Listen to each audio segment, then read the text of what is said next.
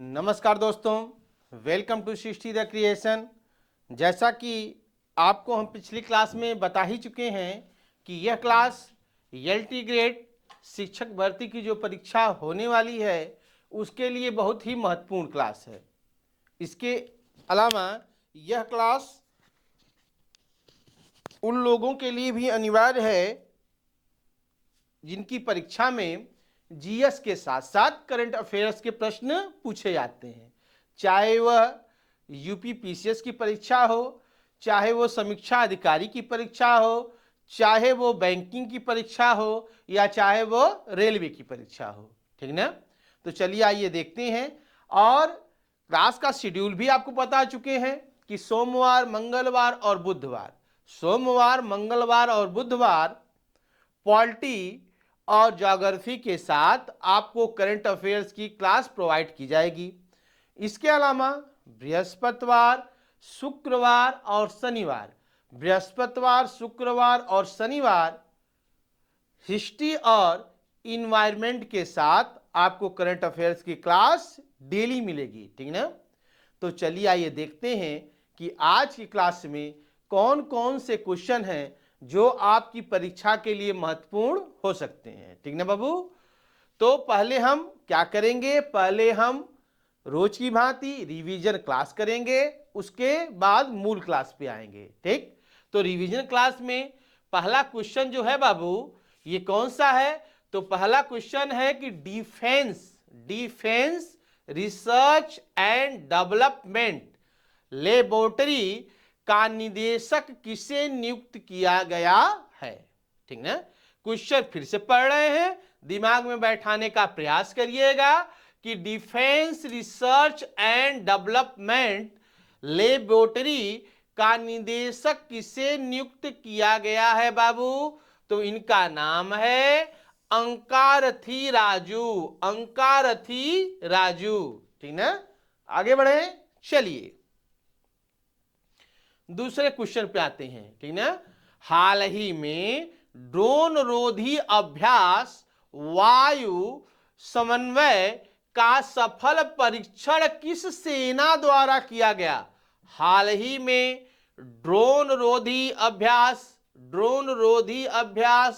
वायु समन्वय का सफल परीक्षण किस सेना द्वारा किया गया बाबू।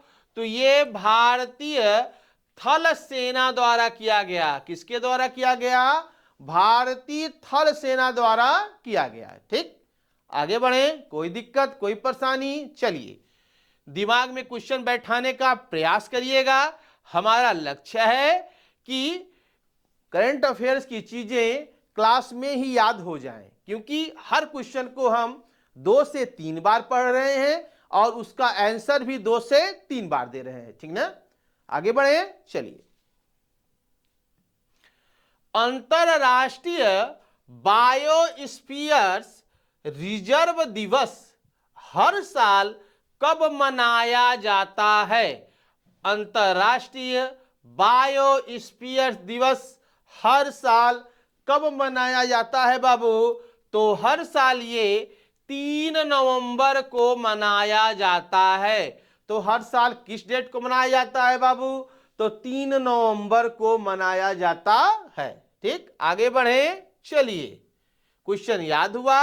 अंतरराष्ट्रीय बायोस्फीयर्स दिवस कब मनाया जाता है, तो 3 नवंबर को मनाया जाता है। ठीक ना। रामारी डोडवा वेटलैंड जिसे रामसर साइट के लिए मांग की जा रही है वह किस राज्य में स्थित है। यह है वेरी वेरी इंपॉर्टेंट क्वेश्चन। ठीक ना। ये क्या है, वेरी वेरी इंपॉर्टेंट क्वेश्चन। ठीक ना बाबू। फिर से क्वेश्चन को सुनिएगा। रामारी डोडवा वेटलैंड जिसे रामसर साइट के लिए मांग किया जा रहा है वह किस राज्य में स्थित है, वह असम में स्थित है। ठीक ना। रामसर साइट होने से क्या लाभ होता है बाबू, रामसर साइट होने से वह स्थान विश्व स्तर पे प्रसिद्ध हो जाता है, इससे पर्यटन को बढ़ावा मिलता है। कोई दिक्कत, कोई परेशानी, आगे बढ़े चलिए। पिछले दिनों विश्व जेली दिवस कब मनाया गया? पिछले दिनों विश्व जेली दिवस कब मनाया गया बाबू? तो पिछले दिनों विश्व जेली दिवस 3 नवंबर को मनाया गया। जिसको यूपी पीसीएस का एग्जाम देना है आगे, ठीक ना, जिसको समीक्षा अधिकारी का एग्जाम देना है, तो उसको 6 से 8 या 1 साल का करंट अफेयर्स तैयार ही करना पड़ता है। तो ऐसे विद्यार्थियों के लिए भी यह क्लास बहुत ही महत्वपूर्ण है, ठीक ना। फॉर्म कब आता है? जनवरी में आता है। एग्जाम कब होता है? कभी कभी पहले जून में होता था, अब कब हो रहा है? अक्टूबर माह में हो रहा है, ठीक ना। तो 1 साल का करंट अफेयर्स अगर आप मेरे साथ बने रहेंगे तो ईश्वर की कृपा होगी तो तैयार हो जाएगा, ठीक ना। आगे बढ़ा जाए चलिए। UBS global wealth report, UBS global wealth report 2025 के अनुसार सबसे ज्यादा करोड़पति की सूची में भारत की कौन सी रैंक है? सब पे ध्यान दीजिएगा, क्वेश्चन पे ध्यान दीजिएगा। यूबीएस ग्लोबल वेल्थ रिपोर्ट 2025 के अनुसार सबसे ज्यादा करोड़पति की सूची में भारत की कौन सी रैंक है बाबू? तो भारत की जो रैंक है वो है 14वीं। भारत की कौन सी रैंक है? भारत की रैंक है 14वीं। और पहले नंबर पे किसका स्थान है? अमेरिका का। दूसरे नंबर पे किसका स्थान है? चीन का। तीसरे नंबर पे किसका स्थान है? फ्रांस का। तो पहले नंबर पे किसका स्थान है? अमेरिका का, याद रखिएगा। दूसरे नंबर पे किसका स्थान है? चीन का है। तीसरे नंबर पे किसका स्थान है? फ्रांस का है। और भारत का कौन सा स्थान है? 14वां है, ठीक ना बाबू। भारत का कौन सा स्थान है? 14वां है। आगे बढ़ा जाए चलिए। हाल ही में भारत द्वारा वित्त पोषित बहुजातीय त्रिभाषी स्कूल, ध्यान से सुनिएगा शब्द को, हाल ही में भारत द्वारा वित्त पोषित बहुजातीय त्रिभाषी स्कूल का उद्घाटन कहां किया गया? तो कहां किया गया बाबू? श्रीलंका में किया गया, ठीक ना। इस स्कूल की खासियत क्या है बाबू? इसमें सिंधवी, तमिल और अंग्रेजी तीनों भाषाओं का ज्ञान दिया जाएगा। भारत ने कितने पैसे दिए हैं? तो भारत ने 32 करोड़ रुपए, 32 करोड़ श्रीलंकाई रुपए प्रदान किए हैं श्रीलंका को, ठीक ना। कोई दिक्कत, कोई परेशानी, आगे बढ़े चलिए। हर साल भारत में नेशनल कैंसर अवेयरनेस डे कब मनाया जाता है? हर साल भारत में नेशनल कैंसर अवेयरनेस डे कब मनाया जाता है? वो डेट कौन सी है बाबू? वो डेट है 7 नवंबर। याद रखिएगा, वो डेट कौन सी है? 7 नवंबर, ठीक ना। आगे बढ़े चलिए। कौन सा देश आधिकारिक रूप से दुनिया का पहला कैशलेस देश बन गया है? Very very important question. कौन सा देश आधिकारिक रूप से दुनिया का पहला कैशलेस देश बन गया है? उस देश का क्या नाम है? उस देश का नाम है स्वीडन। उस देश का क्या नाम है? उस देश का नाम है स्वीडन। चीजें याद हो रही होंगी, आराम से पढ़िए और सुनिए, ठीक। हाल ही में कैंसर उपचार के लिए दुनिया की पहली ह्यूमनाइड CAR-T थेरेपी किस देश ने विकसित की है? तो ये कैसा क्वेश्चन है? ये क्वेश्चन है बाबू very very very important question. परीक्षा में पूछे जाने की जो संभावना है इस क्वेश्चन की वो 99.9% है बाबू, समझ लीजिएगा। हाल ही में कैंसर उपचार के लिए दुनिया की पहली ह्यूमनाइड CAR-T थेरेपी किस देश ने विकसित की है बाबू? तो उस देश का नाम है हमारा भारत, ठीक ना। उस देश का क्या नाम है? हमारा भारत, ठीक ना। आगे बढ़ा जाए, चलिए, ठीक ना। अब आते हैं जीएस की जो क्लास है भूगोल की, उसका रिवीजन, ठीक ना। उसकी रिवीजन क्लास में हम आते हैं, ठीक ना। रिवीजन क्लास में हम पृथ्वी के बारे में पढ़ेंगे, ठीक ना। तो पृथ्वी के बारे में क्या पढ़ना है, सुनिए।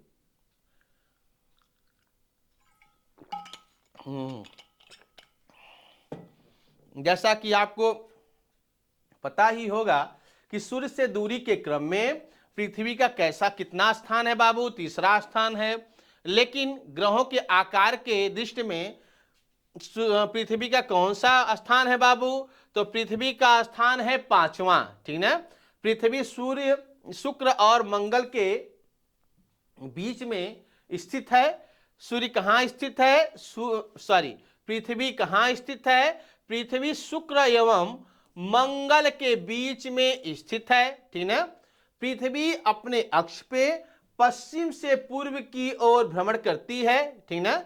और इसका अक्षीय झुकाव कितना है बाबू? 23.5 डिग्री। इसका अक्षीय झुकाव कितना है? 23.5 डिग्री, ठीक। आगे बढ़े, चलिए। रिवीजन क्लास है, थोड़ा फास्ट चल रहे हैं। पृथ्वी अपना परिक्रमण 365 दिनों में पूरी करती है। कोई दिक्कत, कोई परेशानी, ये आम बातें हैं, लेकिन समझ लीजिए, पृथ्वी के बारे में पढ़ना है तो समझना ही पड़ेगा, ठीक।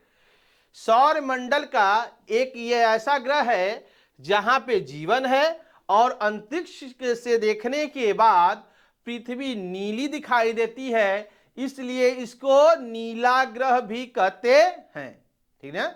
पृथ्वी को नीला ग्रह भी कहते हैं, ठीक ना। और पृथ्वी का एकमात्र उपग्रह कौन सा है? चंद्रमा है। कोई दिक्कत, कोई परेशानी, आगे बढ़ा जाए, नॉर्मल बातें थी, चलिए। अब आते हैं मंगल पे, ठीक ना। सूर्य से दूरी के क्रम में मंगल का कौन सा स्थान है? तो सूर्य से दूरी के क्रम में मंगल का चौथा स्थान है। कौन सा स्थान है? चौथा स्थान है, ठीक ना। मंगल ग्रह सूर्य की परिक्रमा कितने दिनों में पूरी करता है? तो मंगल ग्रह सूर्य की परिक्रमा 687 दिनों में पूरी करता है। और एक चीज और याद रखिए कि मंगल ग्रह दूसरा सबसे छोटा ग्रह है, जिसका आकार पृथ्वी के आधे के बराबर है। जिसका आकार पृथ्वी के आधे के बराबर है। चीजें याद हो गई होंगी, आगे बढ़े, चलिए।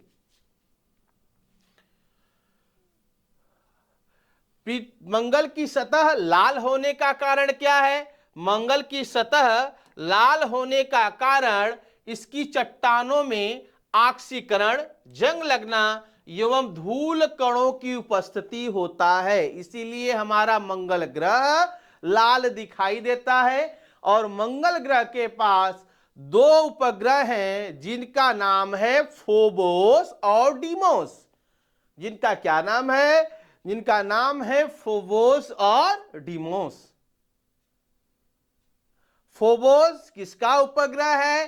फोबोस मंगल ग्रह का उपग्रह है। डीमोस किसका उपग्रह है? डीमोस मंगल ग्रह का उपग्रह है। कोई दिक्कत, कोई परेशानी, आगे बढ़ें, चलिए। कोई समस्या नहीं होनी चाहिए, ठीक ना।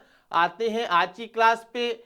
आज की क्लास का पहला करंट अफेयर्स है कि भारत की नई महालेखा नियंत्रक कौन बनी है? भारत की नई महालेखा नियंत्रक कौन बनी है बाबू? इनका क्या नाम है? इनका नाम है, very very important question, TCA Kalyani. इनका क्या नाम है?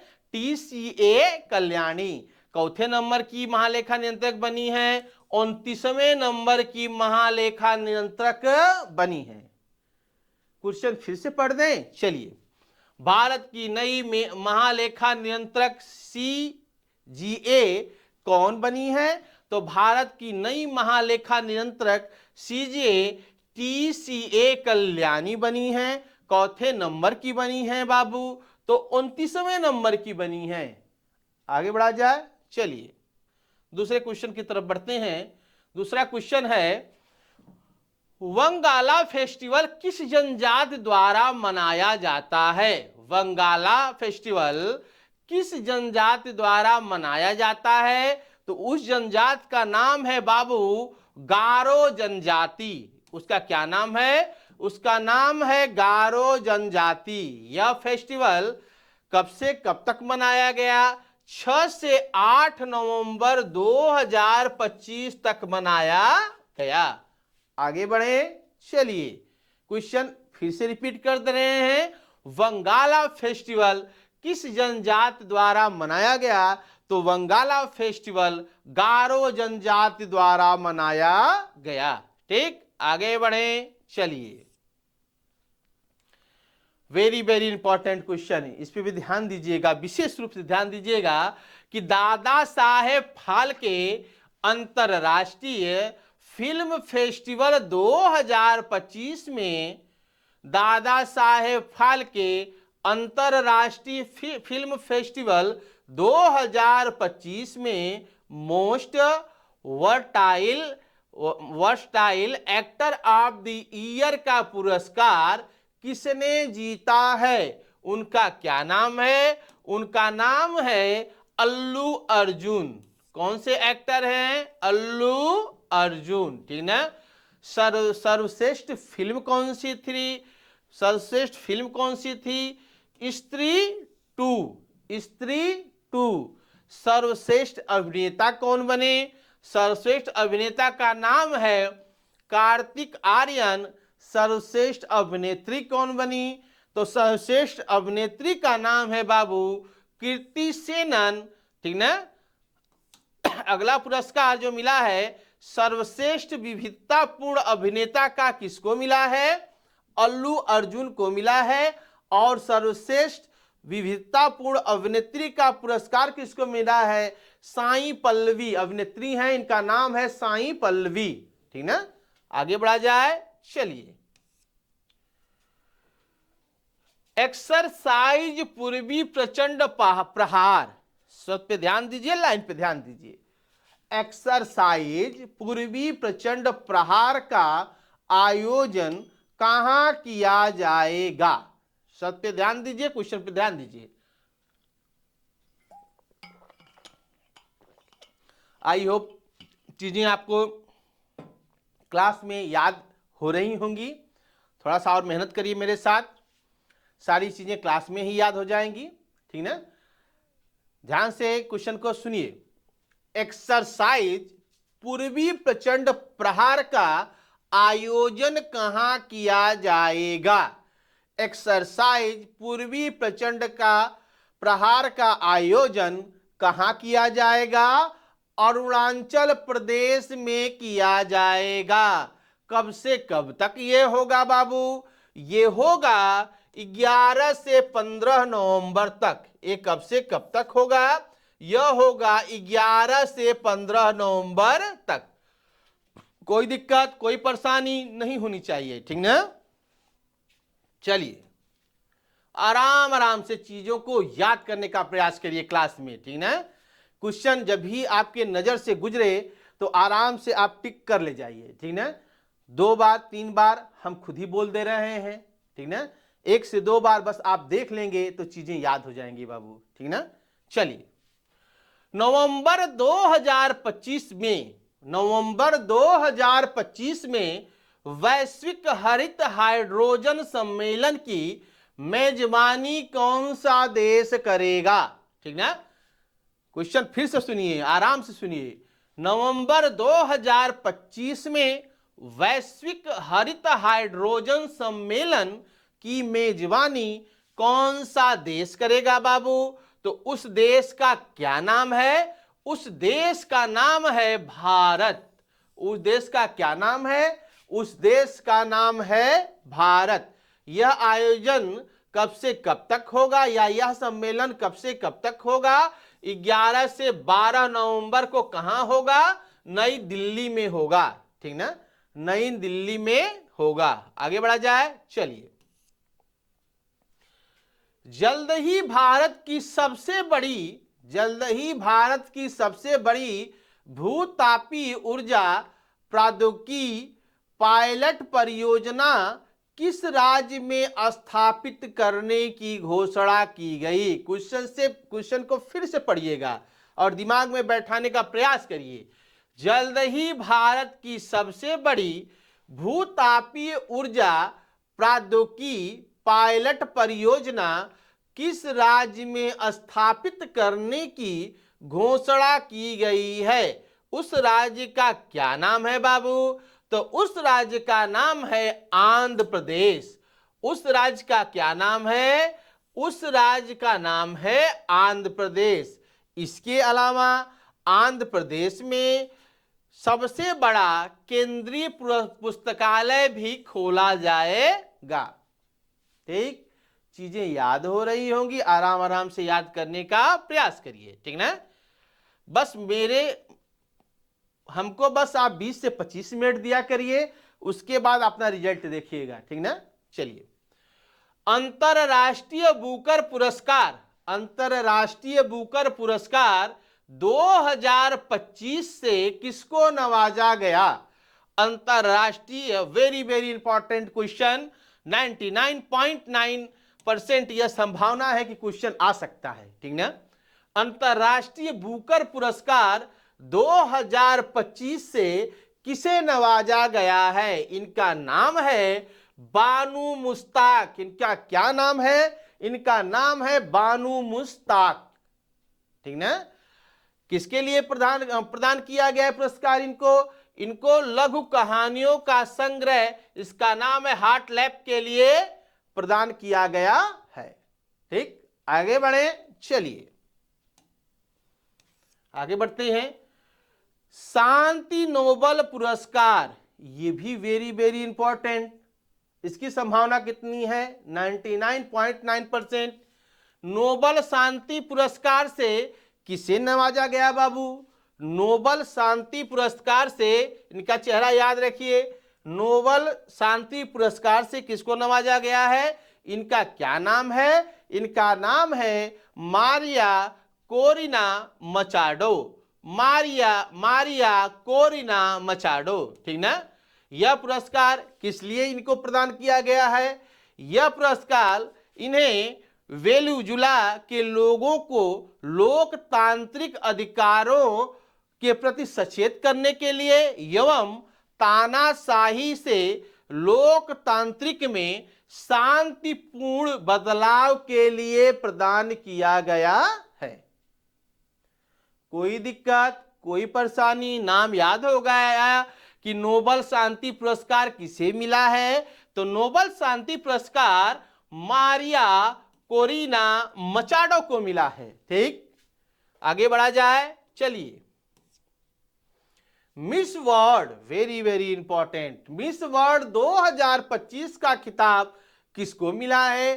तो मिस वर्ल्ड 2025 का खिताब मिला है सुचाता चुगस्त्री। सुचाता चुगस्त्री, ये कहां की निवासी हैं? ये निवासी हैं थाईलैंड की।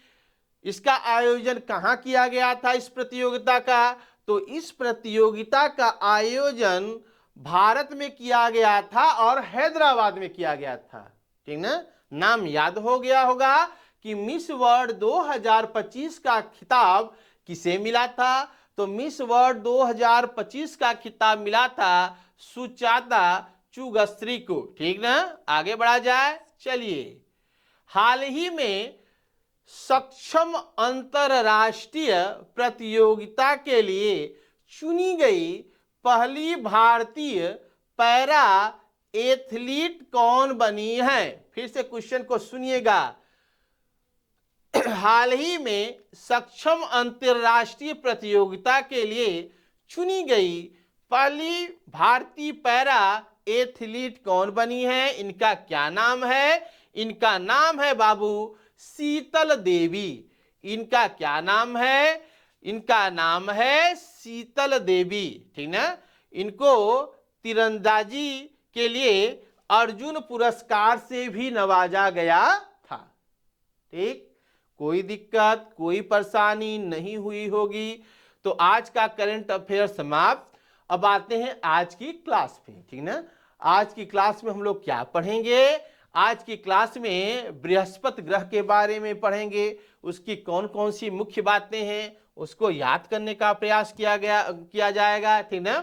तो बृहस्पति ग्रह सौर मंडल का सबसे बड़ा ग्रह है, ठीक ना।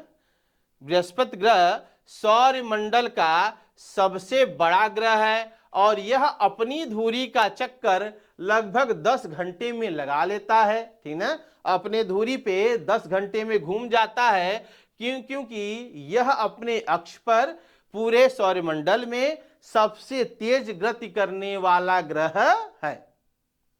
ठीक, कोई दिक्कत नहीं ना। चलिए, अन्य ग्रहों की अपेक्षा बृहस्पति ग्रह पे दिन सबसे छोटा होता है, ये भी बातें याद रखिएगा, ठीक ना। सौरमंडल में सबसे छोटा दिन कहाँ होता है? तो कहाँ पे होता है? बृहस्पति ग्रह पे होता है, ठीक ना। आगे बढ़े, चलिए अब सुन लीजिए।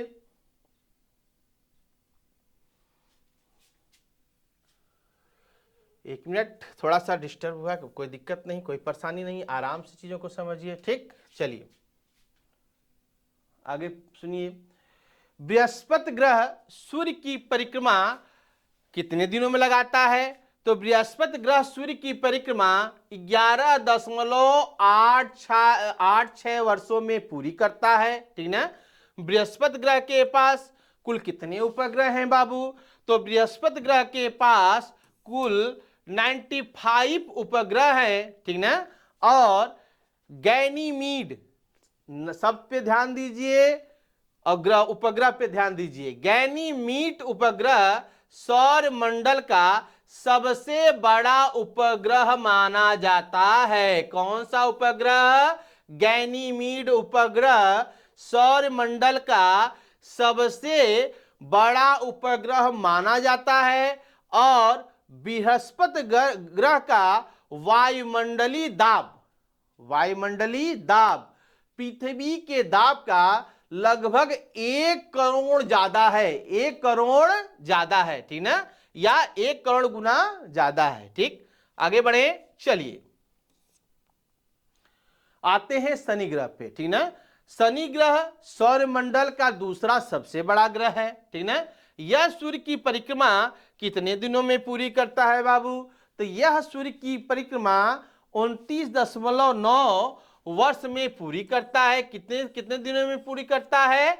29.5 वर्ष में पूरी करता है, ठीक ना। शनि ग्रह के चारों ओर अत्यंत छोटे छोटे 7 वलय, अत्यंत छोटे छोटे कणों से बने 7 वलय पाए जाते हैं, जो इसकी गुरुत्वाकर्षण शक्ति के कारण इसके चारों ओर भ्रमण करते हैं। कोई दिक्कत कोई परेशानी? कौन कौन सी चीजें याद करने वाली है इसमें?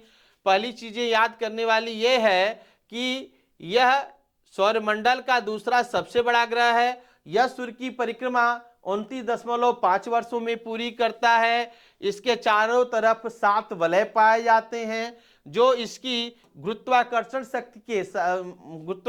शक्ति के कारण चारों ओर घूमते रहते हैं। यही वलय है, ठीक ना बाबू, चारों ओर घूमते रहते हैं। ठीक, कोई दिक्कत कोई परेशानी? आगे बढ़े, चलिए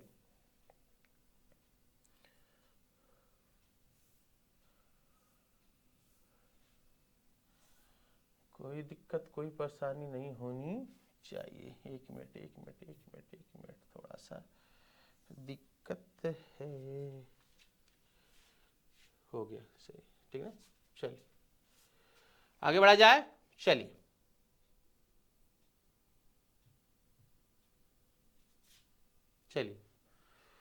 शनि ग्रह के पास कितने उपग्रह हैं? शनि ग्रह के पास 146 उपग्रह हैं, ठीक ना। शनि ग्रह का सबसे बड़ा उपग्रह कौन सा है? तो तो शनि का सबसे बड़ा उपग्रह है बाबू टाइटन, नाम इसका याद रखिएगा टाइटन। और यह सौर मंडल का दूसरा सबसे बड़ा उपग्रह है। शनि के उपग्रह का क्या नाम है? शनि के उपग्रह का नाम है टाइटन और यह सौर मंडल का सबसे बड़ा दूसरे नंबर का उपग्रह है। ठीक ना? अब सुन लीजिए, एक उपग्रह है, इसका नाम है फोबे, नाम याद रखिएगा, वेरी वेरी इंपॉर्टेंट। इसका एक उपग्रह है फोबे, जो इसकी परिक्रमा उल्टी दिशा में करता है। ठीक ना? जो शनि ग्रह की परिक्रमा उल्टी दिशा में करता है। ठीक ना? और शनि ग्रह का जो औसत घनत्व है बाबू, जल एवं सौरमंडल के सभी ग्रहों के औसत घनत्व से भी कम है। इसलिए यदि शनि ग्रह को जल में रख दिया जाए तो